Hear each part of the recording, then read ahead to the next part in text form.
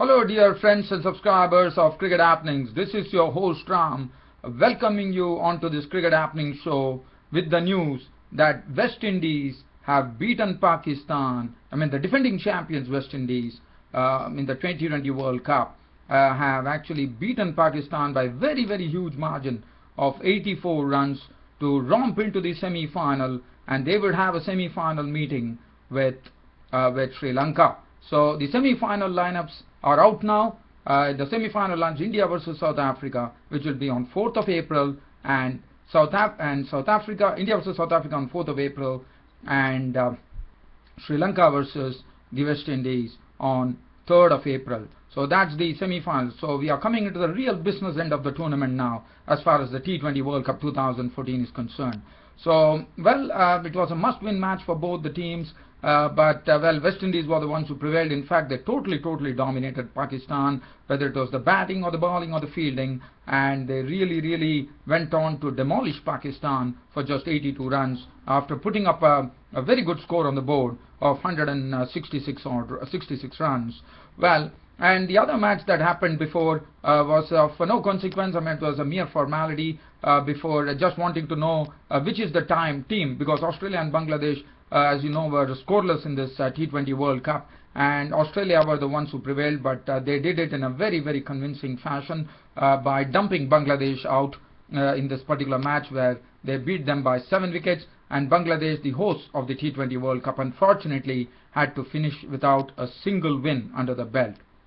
But the whole concentration is going to be on this real virtual quarterfinal that happened today, which was to decide the fourth position in the semi-finals, and that was decided today. So I'm going to concentrate more on this, and I'll be concentrating, probably doing a summary of the Australia versus Bangladesh match. So let's look at what happened in this virtual quarterfinal that happened between Pakistan and West Indies. It was West Indies captain Darren Sammy who won the toss. Both the teams decided to go with an unchanged side, and this was played at the Sher-e-Bangla National Stadium here in Mirpur. And Darren Sammy, the West Indian captain, won the toss.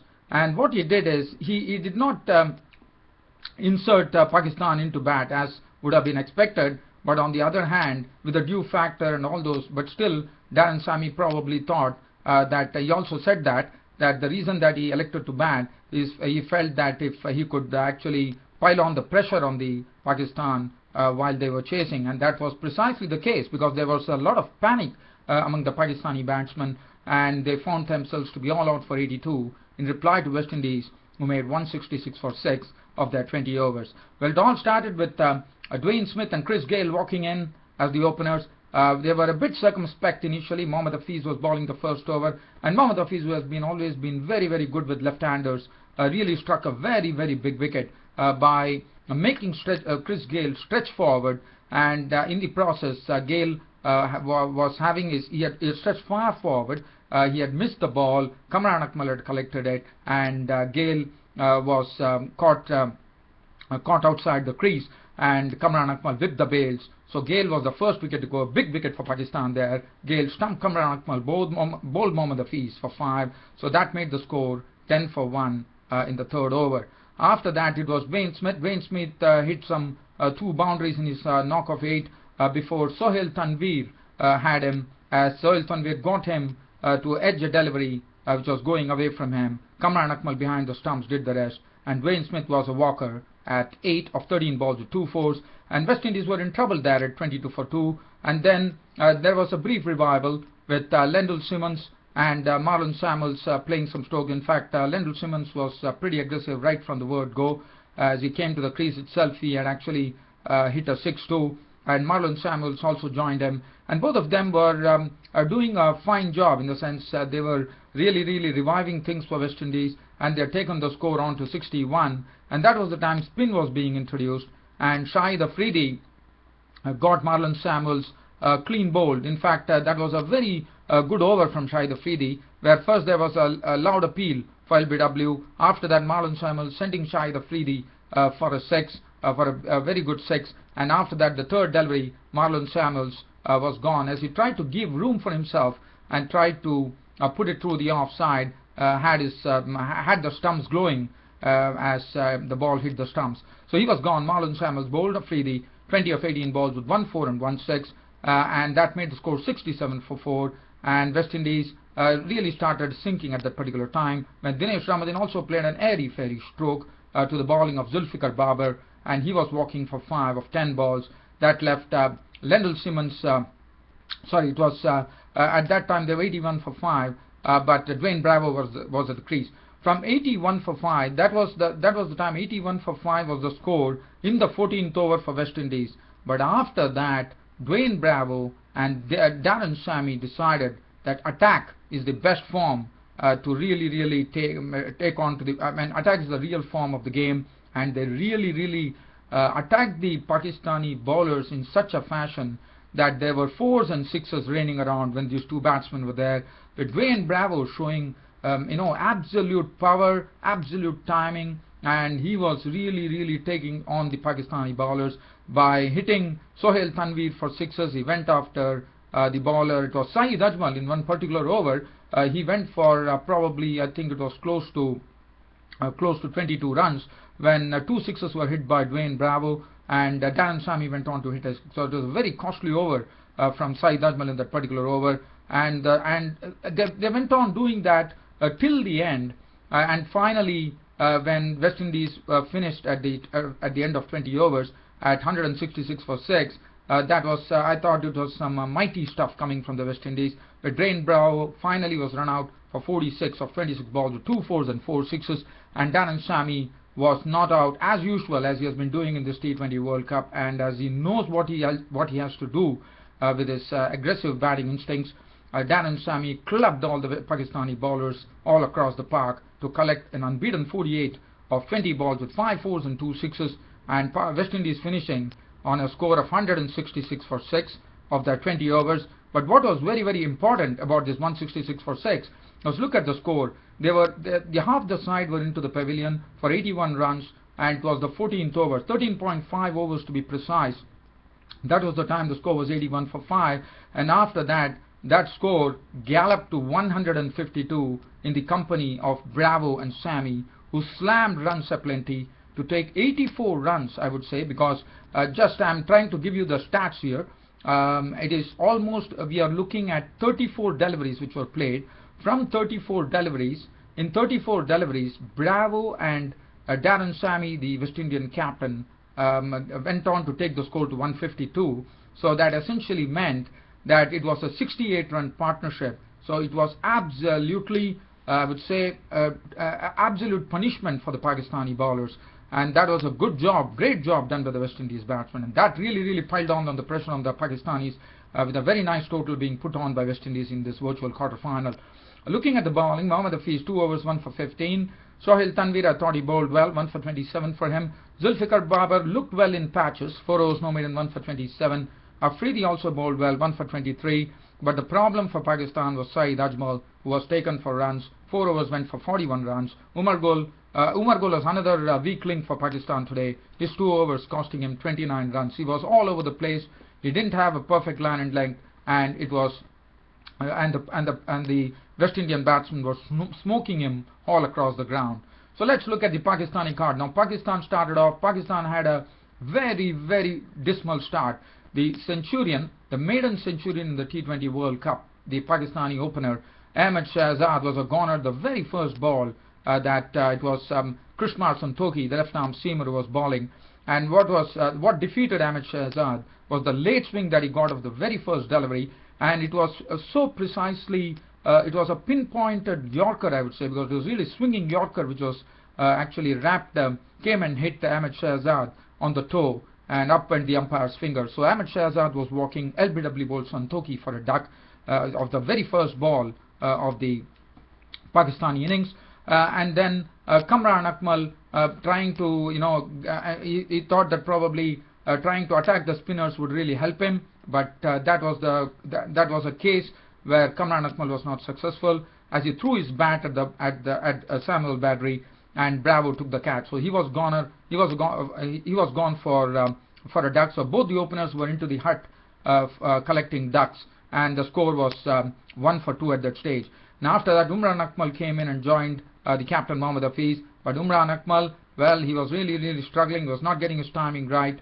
and Umar Akmal, what a ball from Badri, really fooling Umar Akmal, who was out of the crease, and Dinesh Ramadan was actually stumped him. And it was very well bowled by Badri. It was well disguised, and there was a googly which Umar Akmal missed, and Umar Akmal was gone for 1. And after that, the next wicket to go, that made it 9 for 3 in the 4th over, and it became 13 for 4 when Shoaib Malik, once again, Badri really bowling a delivery which was spinning away, and Shoaib Malik was already too early into the stroke, and it was all gone. Ramadan behind the stumps, who was doing some very good work with the spinners, actually stumped Shoaib Malik. So Shoaib Malik was gone for 2, and the Pakistani innings were absolutely tottering at that particular stage at 13 for 4.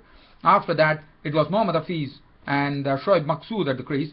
Shoaib Maqsood, well, he definitely hit a 6, but what was seen about Shoaib Maqsood was that he was not willing to actually wait at the crease. He wanted to hit himself out of trouble, and he was trying to do it against the spin of Samuel Badri and Nareen, and that was not really proving right for him.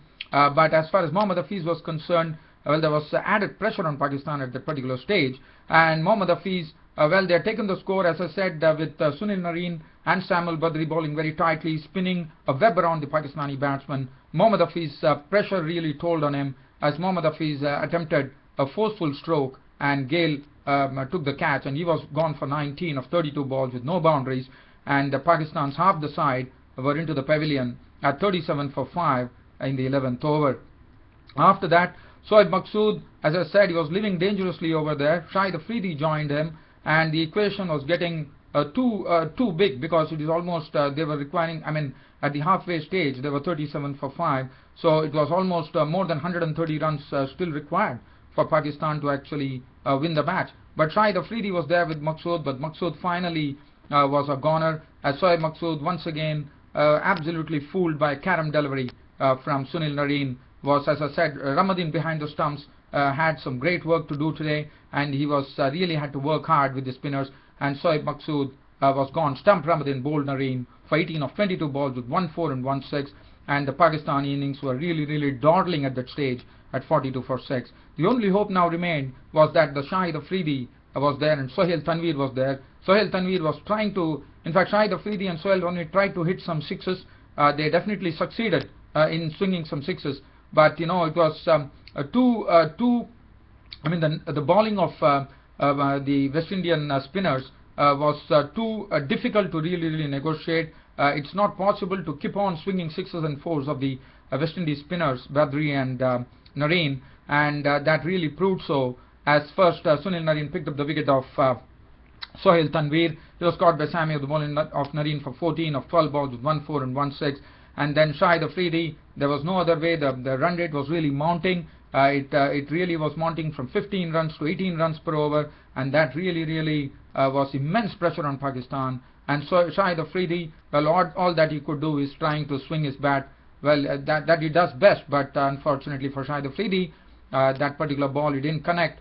Once again, Shahid Afridi was out of the crease at that particular time. Ramadan, the wicketkeeper behind the stumps, once again coming into the equation and doing a very good stumping of the bowling of Sunil Nareen for 18 of 12 balls. And well, after that it was pretty quick work. Umar Gul was victim of Santoki for 4. Ajmal was clean bowled by Russell for 1. And finally, the final wicket one was Umar Gul, was caught by Suman Santoki. And that was it. The Pakistan innings was wound up for 82 by the West Indies bowlers. And well, Pakistan really had a very sorry face here because they were all out for 82. But what was important for West Indies is going into the semi-final, not only going to the semi-finals, but getting a huge win under the belt of 84 runs to defeat Pakistan. So Pakistan are out of the tournament. Well, as far as the bowling was concerned, Krismar Santoki once again showed what a very good T20 bowler he is. 2.5 overs, no maiden, 9 runs and 2 wickets. And I thought it was a wonderful delivery that he bowled first up to Ahmed Shahzad in the first ball of the innings, which got the Ahmed Shahzad wicket. Because it was a pinpointed Yorker, it was some late swing which he was getting, and that's what undid Ahmed Shahzad. Samuel Badri, as usual, as you know, he has been proving a sort of a kingpin for West Indies, I thought, as far as spin is concerned. 4 overs, no maiden, 3 for 10, and ably supported by Sunil Nareen as always. 4 overs, no maiden, 16 runs and 3 wickets. Russell picking up 3 overs, no maiden, 2 for 15. Samuels wheeling 3 overs of his 3 overs no maiden, none for 21, and Dwayne Smith bowling 1 over at the end stages, giving away 11 runs, and Dwayne Bravo for his very nice knock of 46 odd runs, getting the man of the match award. Well, so that's it. So congratulations to West Indies, who have actually gone into the semi-finals, and they would have their semi-final meeting with Sri Lanka on 3rd of April. So let's get on from here now and look at the other game that happened. And this was a game between Bangladesh and Australia, and what was very important, even though there was no consequence, but there was one point of interest in this particular game between Bangladesh and Australia, and that was to see which is the team which will get at least one win under their belt in this T20 World Cup. Well, Australia definitely won the match by 7 wickets by first getting Bangladesh, but Bangladesh, I thought, still got a good score. They initially lost. Bangladesh were the ones who actually won the toss, elected to bat, and their openers were packed up early by Nathan Coulter-Nile, the left-arm pace bowler, as he first picked up the wicket of Anamul Haq, who was caught by Watson for a duck, and Tamim Iqbal was also sent back to the pavilion by Coulter-Nile in the 4th over, and he was gone for 5 of 11 balls. And then it was a record partnership which happened between Shakib Al Hasan and Mushfiqur Rahim, the most experienced players in this Bangladesh camp.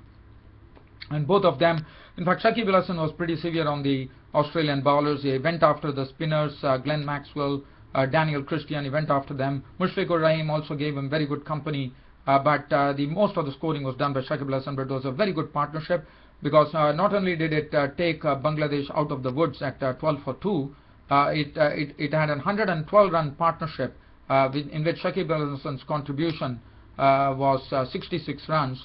In fact, he finally was out for 66 of 52 balls with 5 fours and 3 sixes. Mushfiqur Rahim contributing 47 of 36 balls, 5 fours and 1 6. And in the end, it was Nasir Hussain bowled by Stark for 14, and Bangladesh finishing at 153 for 5 of their 20 overs. Mitchell Stark, 4 overs no maiden, 1 for 25. Nathan Coulter-Nile, 3 overs no maiden, 2 wickets for 17 for Coulter-Nile, who did the damage by getting rid of both the openers. Dougie Bollinger 1 for 31, Watson bowled 4 overs 1 for 25, 3 overs for 32. Maxwell was costly, 2 overs for 17 for Daniel Christian, getting his first game in this T20 World Cup. Well, as far as Australia were concerned, it was normally, as I said, for Australia, the key is always before the tournament started. I said the T20 World Cup, Australia can do well if their devastating openers Aaron Finch and David Warner really fire on all cylinders. But unfortunately, barring the match that they played against Pakistan, even against Pakistan, Warner was out, Finch was the one who fired. But here, it was definitely what I told the other day. We saw both the batsmen actually firing on all cylinders to put up a 98-run opening wicket partnership between Aaron Finch and David Warner, which came in 11.1 overs. The bowlers were really taken to the cleaners. Sohail Ghazi was smacked. He was reverse swept by David Warner. He used the switch hit stroke quite a bit. Also, Aaron Finch was actually moving in the crease very well, in the sense what was good about both these batsmen, Aaron Finch and Warner, was that they were allowing the ball to come onto the bat, in the sense they used to go onto the back foot, rock back, and not rock back, basically go onto the back foot and allowing themselves a lot of room, swing their arms, and they were sending a lot of sixes. In fact, it was such a partnership that really set the platform for an Australian win, because Aaron Finch contributing 71 of 45 balls with 7 fours and 4 sixes. David Warner clattering 48 of 35 balls with 5 fours and 3 sixes, and that really set the tone. After that, Cameron White was unbeaten on 18 of 15 balls with 2 fours. George Bailey, the Australian captain, finished it off with a 4 and a 6 of the bowling of I think it was Al Amin Hussain, who took 2 wickets today. Glenn Maxwell was an early victim today. He was bowled by Taskin Ahmed, who was actually making his T20 international debut. And what a maiden wicket to get of the wicket of Glenn Maxwell was bowled by Taskin Ahmed for 5. And I thought Taskin Ahmed definitely bowled well in on his first match, his maiden match here. And Cameron White was not out on 18. Bailey finished it off with a 6, not out on 11 of 7 balls, 1 4 and 1 6, 158 for 3. Australia getting 1 win under the belt, and at least they will be having the solace that in the T20 World Cup, I'm sure this has been their worst T20 World Cup, but at least they will go back to Australia with the feeling at least they had the solace of 1 victory. Let's look at and host Bangladesh would be definitely disappointed after hosting the T20 World Cup. They had nothing against their name, and that is not something that Bangladesh would have thought of. Well, let's looking at the bowling. Sohail Ghazi was handled pretty well, I thought, by Aaron Finch and David Warner. Really, I thought murdered Sohail Ghazi's bowling there. Al-Amin Hussain, 3.3 overs, no maiden, 30 runs with 2 wickets. He looks to be a good bowler, but today came in for some tap, but definitely came in and picked up the wicket of David Warner and Aaron Finch. Both the openers were his victims. Shakib Al Hasan, 3 overs, none for 36. Also had a tough time against the openers. Taskin Ahmed, I thought, bowled well, was the pick of the bowlers, 1 for 24.